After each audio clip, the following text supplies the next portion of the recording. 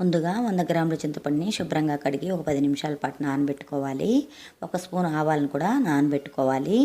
ఇప్పుడు నానిపోయిన చింతపండుని ఇలా గుజ్జు తీసుకొని ఫిల్టర్ చేసుకోవాలి. చింతపండు గుజ్జుని ఒక బాండీలో వేసుకొని ఇందులో కరివేపాకు, పచ్చిమిర్చి, పసుపు అలాగే కల్లుప్పు కూడా వేసుకొని స్టవ్ మీద పెట్టుకొని ఉడికించుకోవాలి. 1 కేజీ బియ్యాన్ని నేను ఇలా పొడి పొడిగా వండి పెట్టుకున్నాను. ఇదంతా ఒక బేసిన్లో వేసుకొని చల్లగా చేసుకోవాలి.